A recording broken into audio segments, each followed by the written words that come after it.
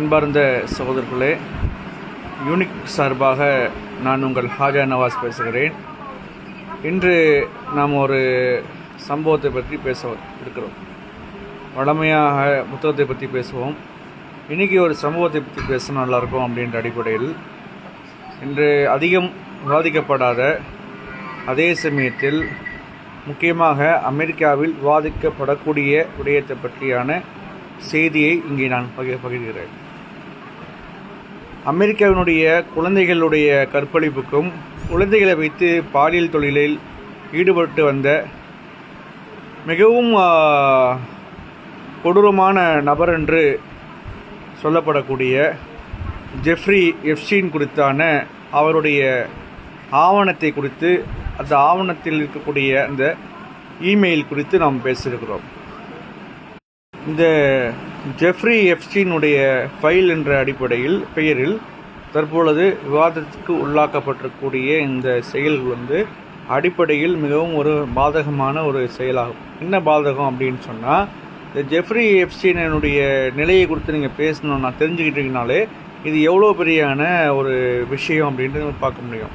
இப்போ Jeffrey Epstein அப்படின்றது யாருன்னா, அமெரிக்காவில் குழந்தைகளை வைத்து பாலியல் ரீதியான தொழில்களை செய்தவரும் பாலியல் குற்றங்களுக்கு ஈடுபட்ட நபர்களும், அதாவது குழந்தைகளை பாலியல் ரீதியாக துன்புறுத்தி அதன் மூலியமாக பாலியல் குற்றங்களை செய்த ஒரு மிகப்பெரிய ஒரு படுபாதகமான செயலை புரிந்த ஒரு நபராக இருக்கிறார். இப்போ இவருடைய மெயில் தான் 2017 ஆண்டு ஜூன் மாதம், அதாவது 2017 ஆண்டில் அவர் எழுதின ஒரு மெயில் தற்பொழுது கசிந்தது. அதாவது ஜூலை 9 அவர் போட்ட மெயில்.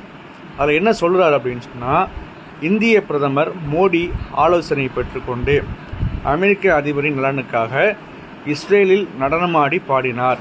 அவர்கள் சில வாரங்களுக்கு முன்பு சந்தித்திருந்தனர், அது பலனளித்தது அப்படின்னு சொல்லி என்ன செய்கிறார், பதிவு செய்கிறார். அதே போல் மோடி தன்னிடம் ஆலோசனை பெற்றுக்கொண்டு இஸ்ரேலுக்கு சென்றதாகவும், அங்கு அமெரிக்க அதிபரின் நலனுக்காக நடனமாடி பாடியதாகவும் இதனுடைய கருத்தாக்கம் இதில் சொல்லப்படுது. அப்போது இந்த ஜெஃப்ரி எப்ஸ்டீன் பேச்சு ஏன் மோடி கேட்கணும், ஏன் அதன்படி அமெரிக்காவுடைய நலனுக்காக இஸ்ரேலுடைய பிரதமரை அந்த நாட்டில் போய் ஏன் சந்திக்கணும் அப்படின்றதான் இப்போதைக்கு விவாதிக்கப்படக்கூடிய விஷயம். இந்த மெயில் ஜூலை 9 என்ன செய்து பதிவு செய்யப்படுகிறது. ஆனால் அதற்கு முன்பு ஜூலையினுடைய 4 முதல் 6 வரை பிரதமர் மோடி இஸ்ரேலில் பெஞ்சமின் நெதன்யாகுவை சந்திக்கிறாரு அப்படின்றது குறிப்பிடத்தக்கது. அப்போ இவங்க சந்தித்தது உண்மை. சந்திக்கிறதுக்கு முன்னாடி ஜெஃப்ரி எப்ஸ்டீனை மோடி மீட் பண்ணது உண்மை.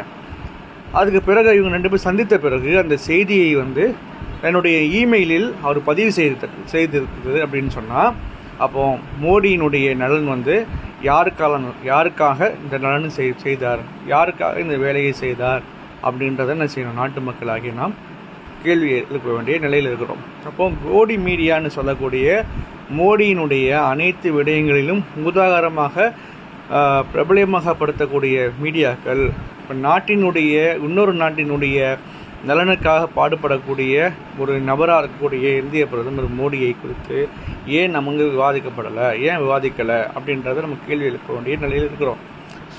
சுயாதீன முறையில் செயல்படக்கூடிய பத்திரிகையாளர்களும் சமூக வலைத்தளத்தில் பயணிக்கக்கூடிய நபர்களும் இதே விவாத பொருளாக மாற்ற வேண்டும்.